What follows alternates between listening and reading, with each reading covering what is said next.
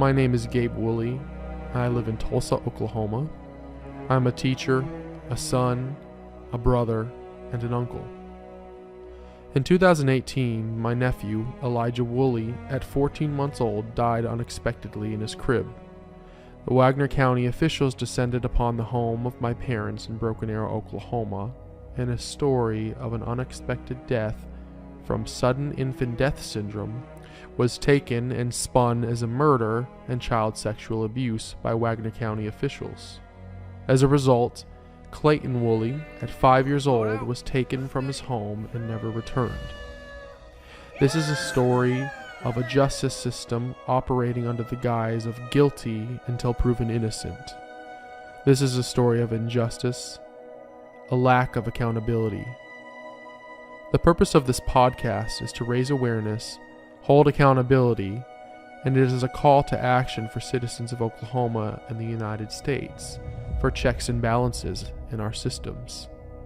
This is the Rescue Clayton podcast.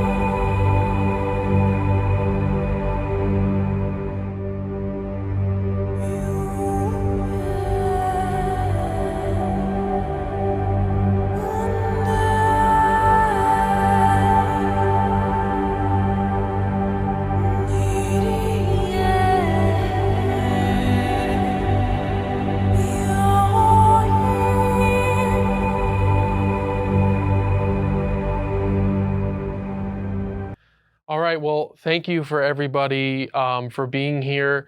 This is amazing work that everyone's doing, and you're speaking your opinions, and we're having this conversation. I think that's really important for the state of Oklahoma, and most importantly, the work that we're doing here to bring Clayton home. And Clayton represents other children in the education system, in the DHS system, not just himself. And we want Rescue Clayton, even after Clayton is brought home, to live on and be a group that partners with other groups that we're seeing here that advocates for parent and family rights. And when he's old enough and it's the right time, Clayton will see this, and he will see that people are fighting for him and that they know his story and that it's important to them. For this episode, we thought it was really important to bring together people from different backgrounds and understandings. Today, we're going to talk about education.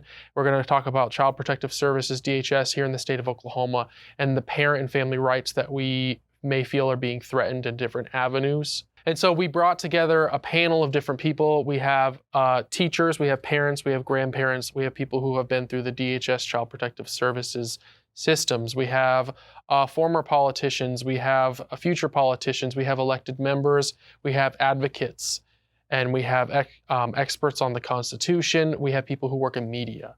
I think it's really important that we bring everyone together for this setting and for this episode and talk about what is failing in our state, in our systems, what efforts we can do to save our children and our families and to rescue Clayton. So thank you everyone for being here.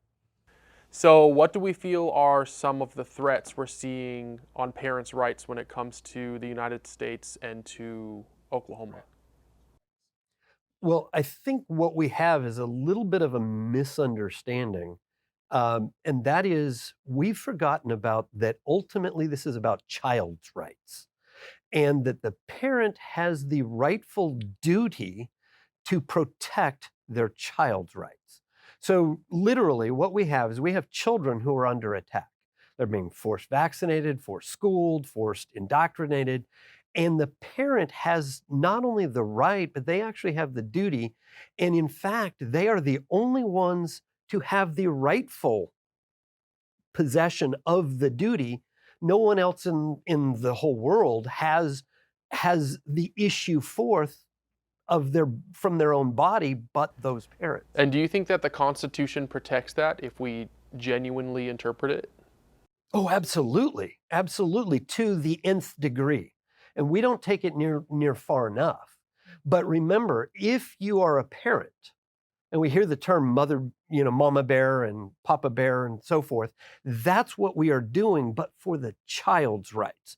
So if we get our mindset right, in reality, all we are doing is protecting what our children possess and under guardianship until they're able to take care of it when they come of age and can protect their own rights. I feel like also like the state looks at children, your children, as property, whereas we see them as individuals. And the state has the ability to take them away at their own will. Therefore, we have to protect our ownership of those people. They're our children, they're from us, and they're part of our family.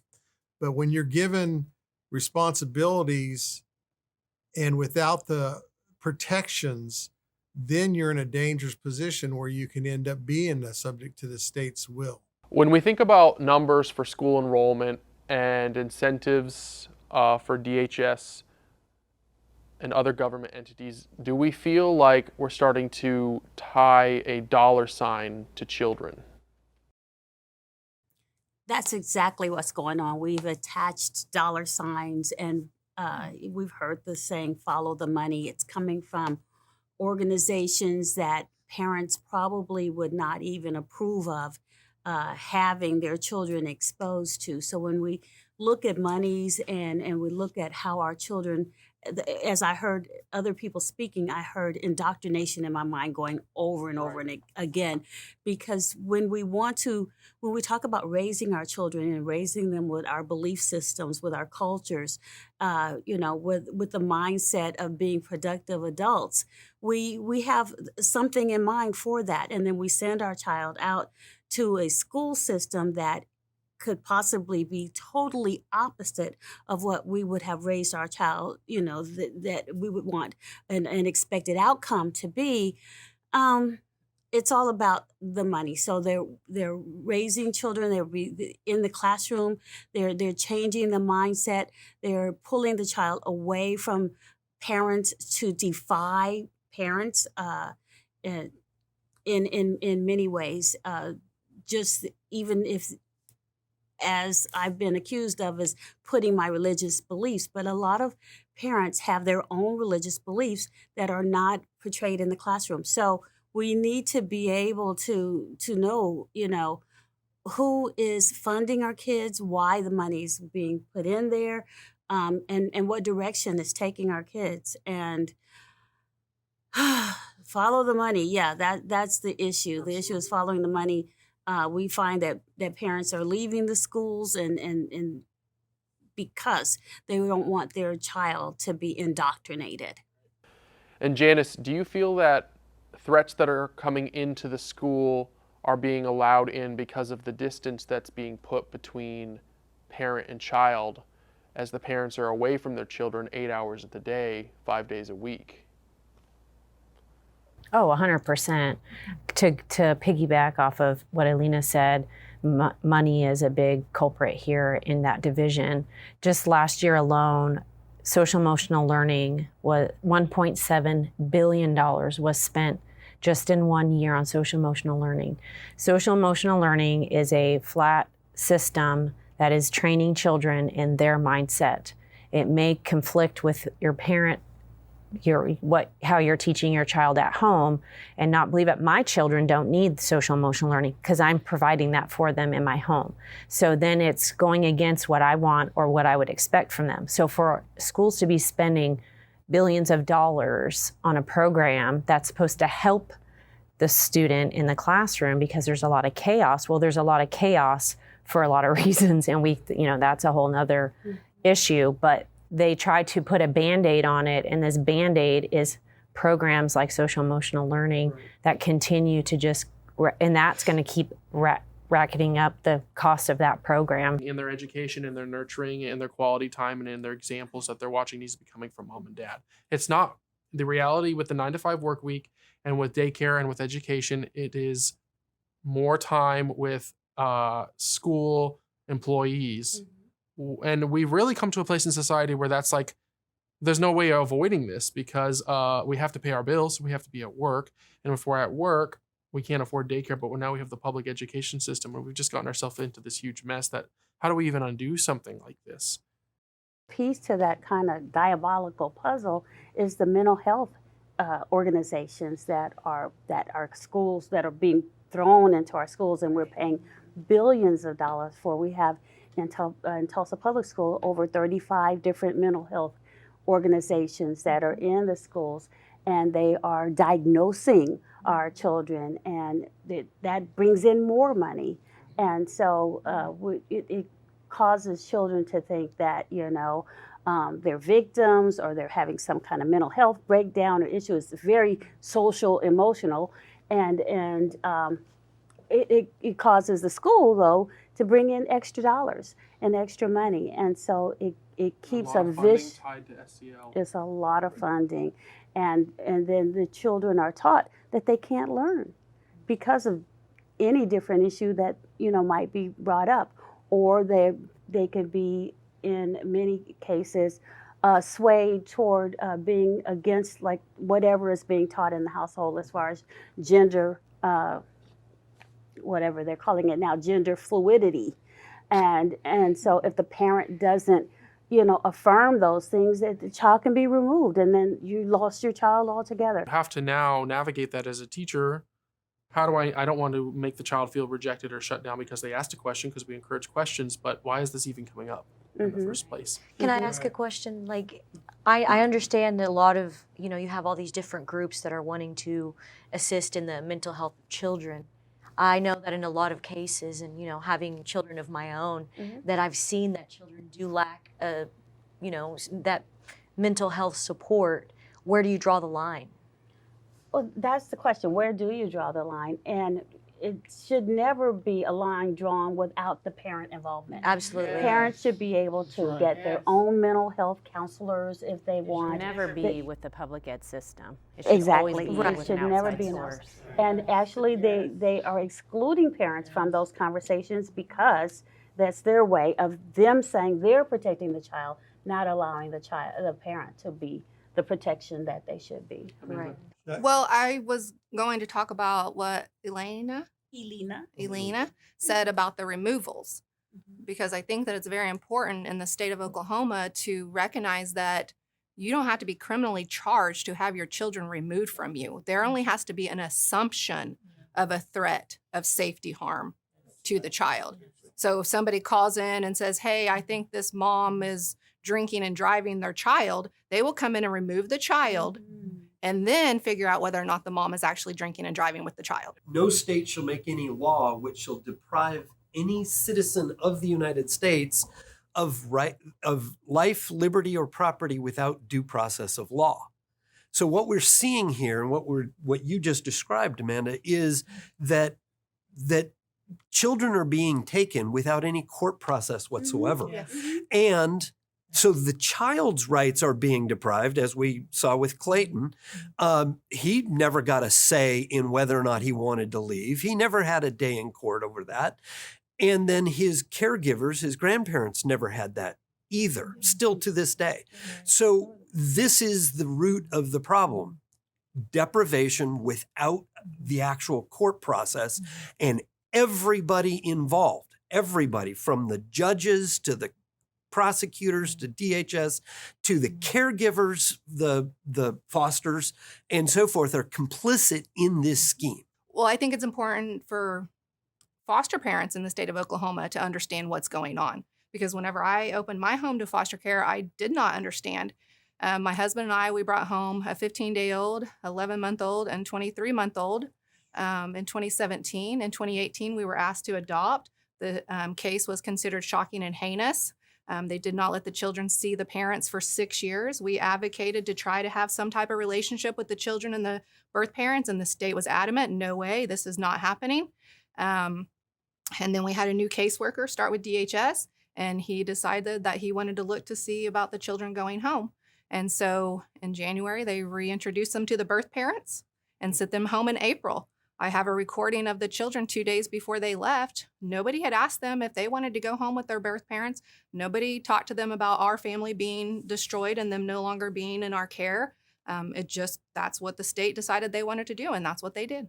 Mass destruction. Well, Sorry. it's like I just child had to abuse say- and child trafficking. That is It child is child abuse. trafficking. It's- I mean, and here's the thing, guys.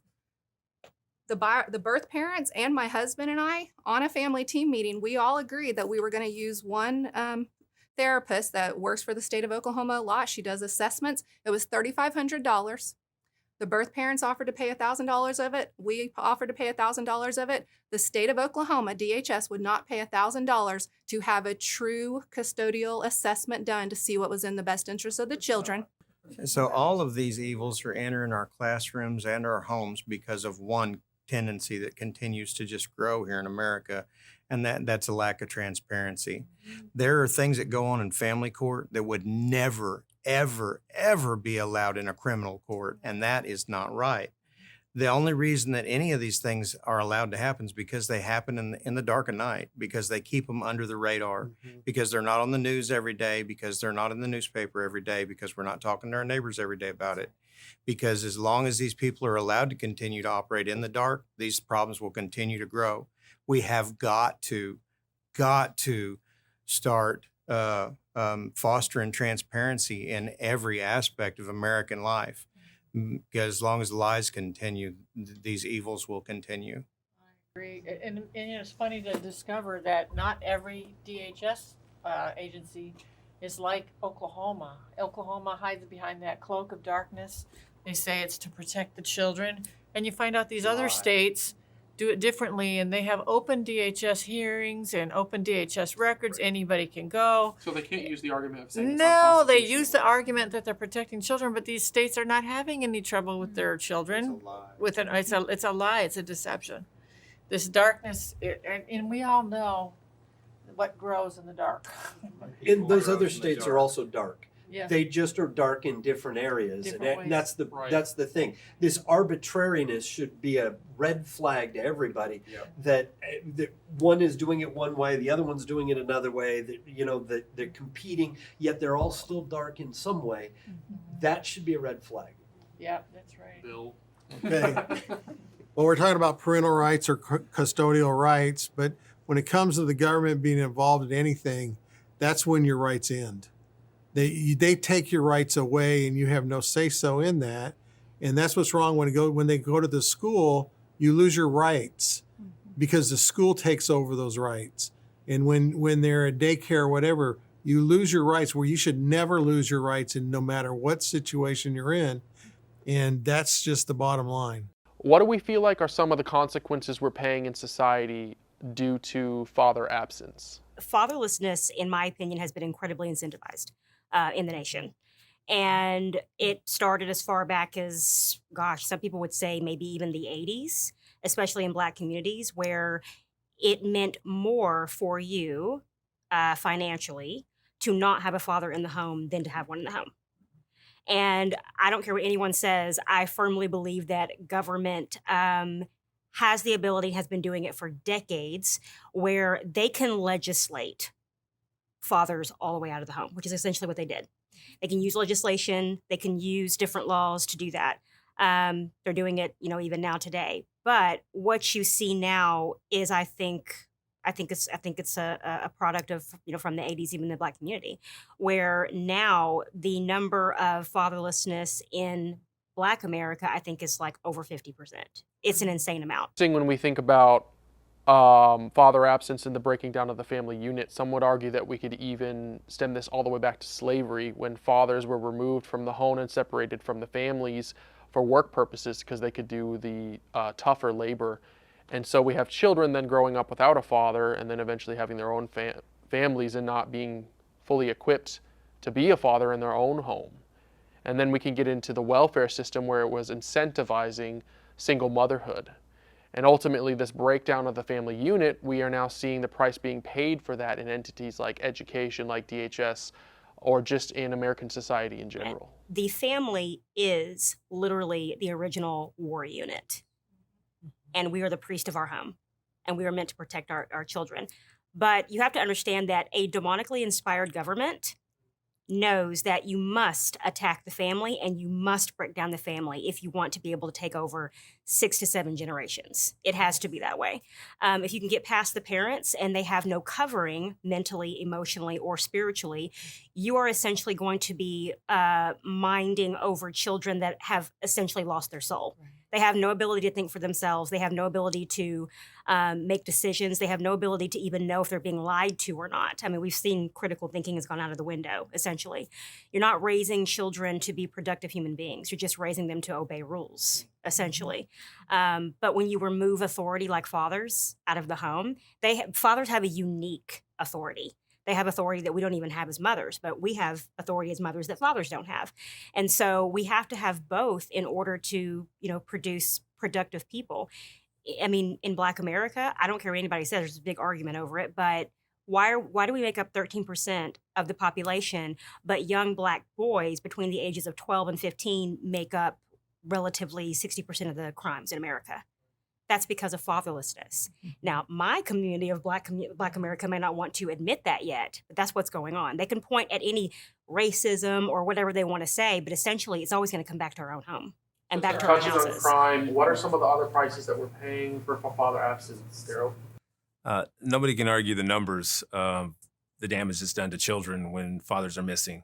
The recent lunch we attended with the governor, the rising rates of teenage pregnancy, of dropout, of even young men, young women being involved in crime and tried as adults under the age of 18. All these numbers are rising. All this damage being done to these children.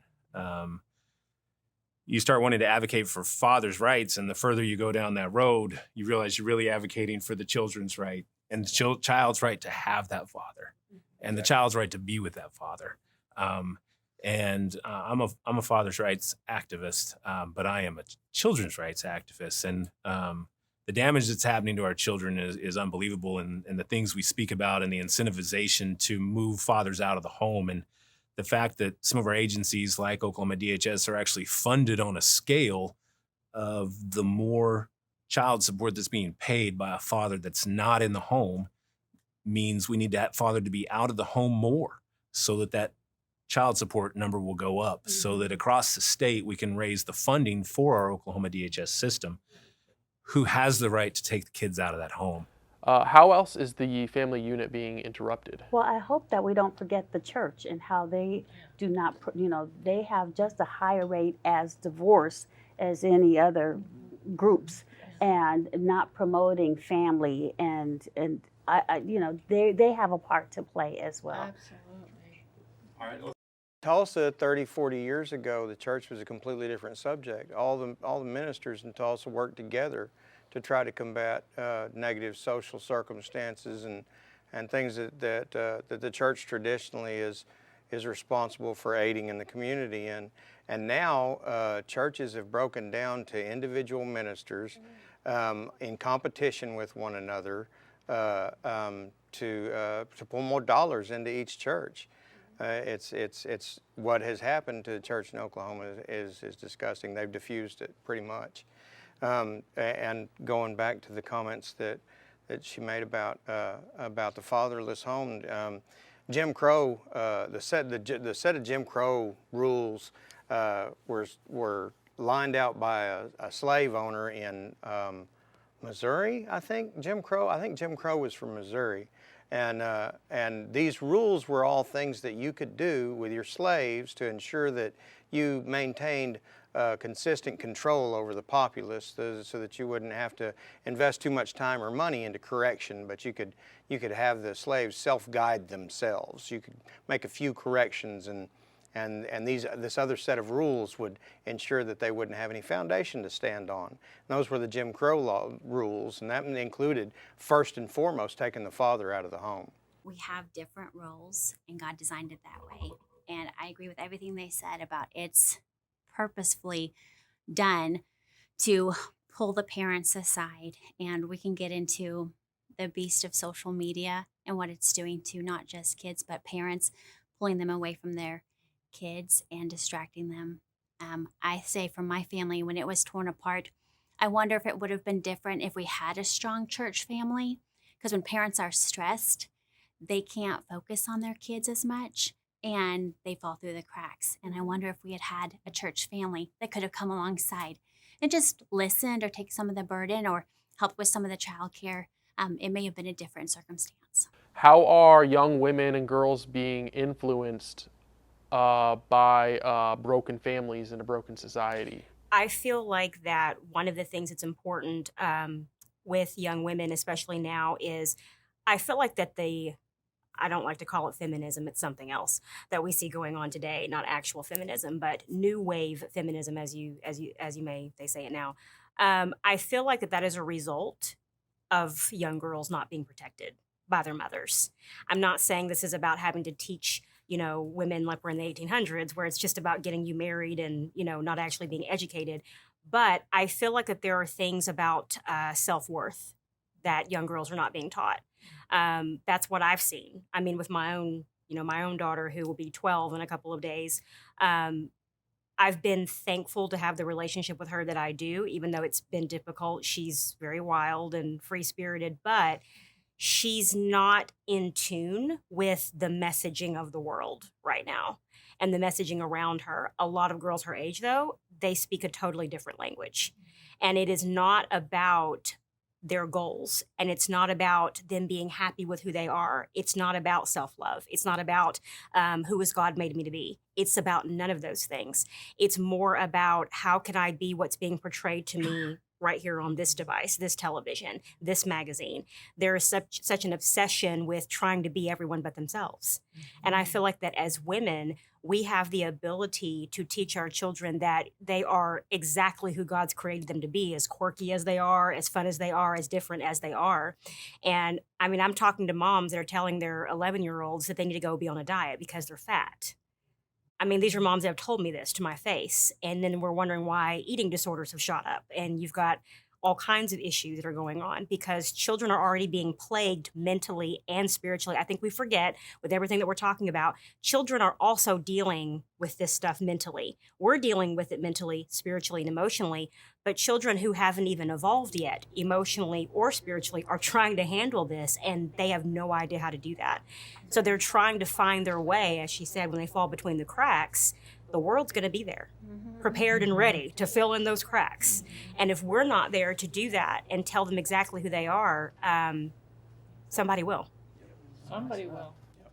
I love that. I love what she said. You probably heard mom and dad are the first teacher, the primary teacher, but they're also the heart protectors. And she's absolutely right. The husband protects the family, and then the mom protects the hearts. Okay, I'm really glad that we kind of brought up this absentee father issue because, I am a single mother.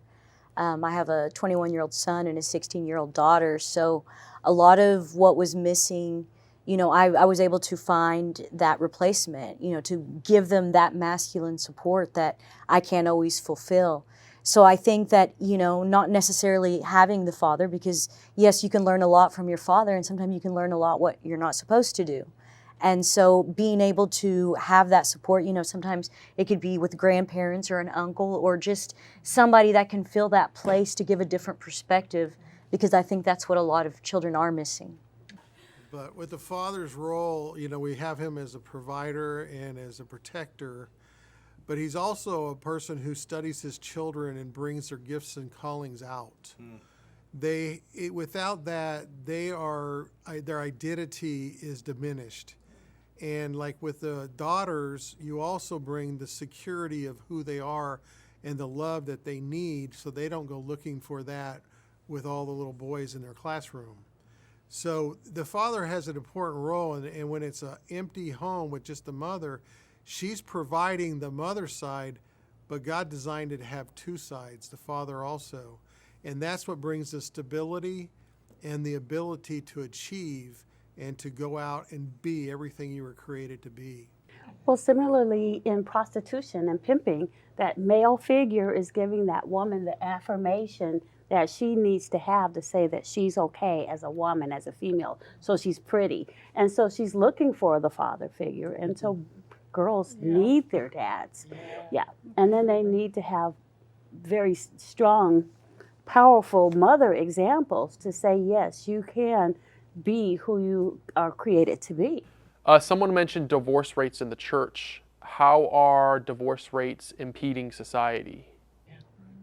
Well, if we go back to what we were talking about before, who asks the child if they want a divorced dad? Right. Or they want a divorced mom? Yeah. I mean, I wasn't actually consulted when my parents divorced. I know my children weren't consulted when my wife divorced me. And so it's the children. Again, if we focus on the children, Yeah. it becomes really simple. But Mhm. they're the untalked about quotient in the equation, and we just ignore them because we're going to do what we want to do. And I think we need to Selfishness. stop being quite so selfish. I think Yeah. he raised a really good point. I think that we, a lot of people that don't have any exposure to DHS and CPS, they think that this is what the government is trying to do, that they're trying to give them a wholesome environment where they can thrive and all that sort of stuff. But that's not the case at all. And when you have the state sponsoring, tearing these families apart, and then not doing, if it were based on science, if the state were doing things that statistically led to successful, happy, healthy children, that would be different. That would be a situation where our government's doing what it's supposed to do, doing the job we hired them to do, and we could trust them to do so. But that's not the reality we're living in. The reality we're living in is one that fails in any of those things. Not only do they ignore statistical analysis, not only do they ignore the science of what leads to happy, healthy individuals, they actually work hard against it in many cases on a daily basis here. Absolutely. And as my income, I work in telecommunications, and I was at a home for boys who had been removed from families for one reason or another, and usually not by their consent and not because they had done anything wrong. That's clear. They had not done anything wrong as kids. The director of this place told me that they go nuts there. They go wild, and just everything, the boys just go berserk because they were not consulted. And exactly what you're talking about, they're not having their needs met. Sure, food and clothing, nothing else. Get these two comments on this, and then we're going to start steering towards the Saving Clayton documentary and other issues with how we've networked and connected with other families through DHS problems. I 100% agree that the children's voice needs to be heard and that we're not asking them, but I'm even more concerned that a lot of times we do ask the child what they want. And a lot of times they are interviewed and even recorded in forensic interviews, and the child actually expresses what they want. Right. And there's this really just heartbreaking picture running across the internet right now of an abuser putting their hand over a young girl's mouth. Mm-hmm. And I think some of you may have seen it. And what we know is these children are expressing what they want. Right. They are being asked what they want. Right. And unfortunately, it's not just the abuser that is silencing these children. It's actually the DHS caseworker that isn't allowing the forensic interview to be released. Yes. And then they're making up a story about what the kid may have said in private that we have absolutely no record of. So maybe more scary than not asking them is asking them and then not giving that child what they're asking for and that they need. Yeah, their voice is taken away and they're shut down. Like in our case, it's all over the documents. You can see it, that he's just ignored what he said when he says what he wants. He's shamed for asking for it. You're talking about Clayton? Yeah, I'm talking about Clayton. I mean, we've seen exactly what he's describing there. The voice is taken away. There's even a place where it's in one of the interviews where it says Clayton tries to answer the counselor's question, but the foster mom gets louder and talks over him to drown him out.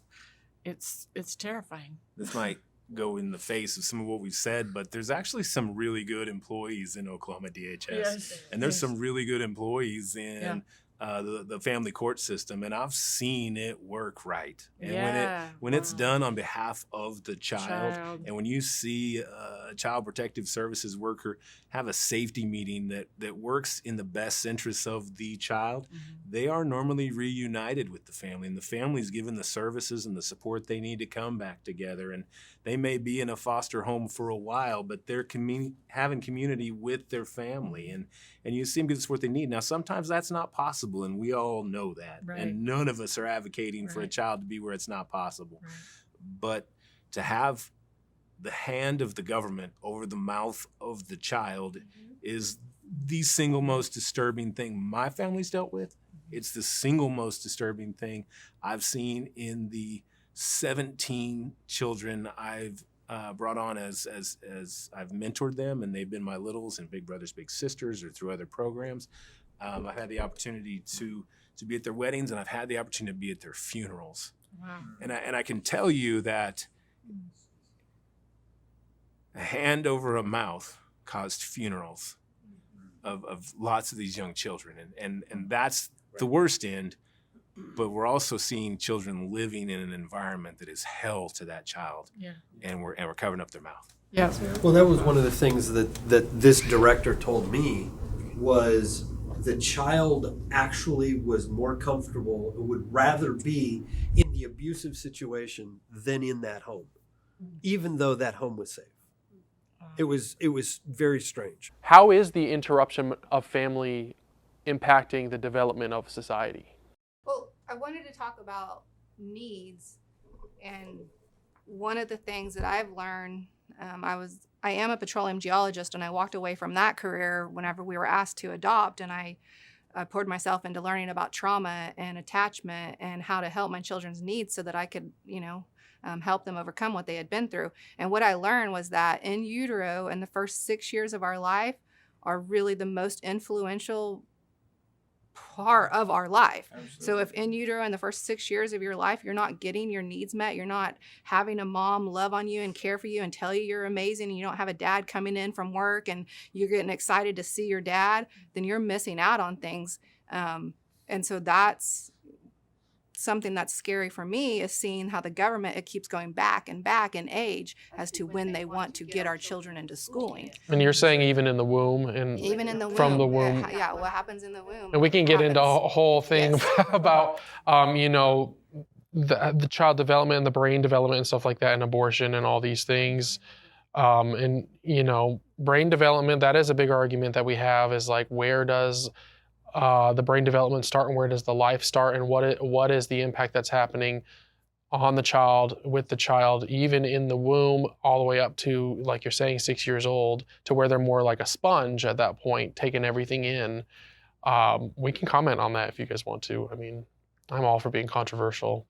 Well, one thing I think is interesting about brain development is you see these kids growing up in broken homes, not having what they need, and then they get in trouble, they get involved in crime, and then you see these 13 and 14-year-olds tried as adults, so that the prosecution can show how tough they are on crime, I guess. I'm not sure, but it's a fact. It's established. Science has shown that people's brains don't even finish developing until they're 25 or 26 years old, yet they're held accountable as if they were a completely formed individual. And I just think that's a travesty.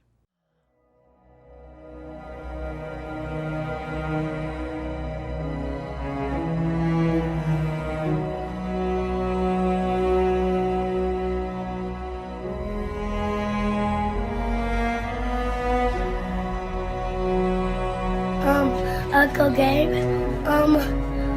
you be staying at the house and eat pancakes with us in the daytime, and I love you.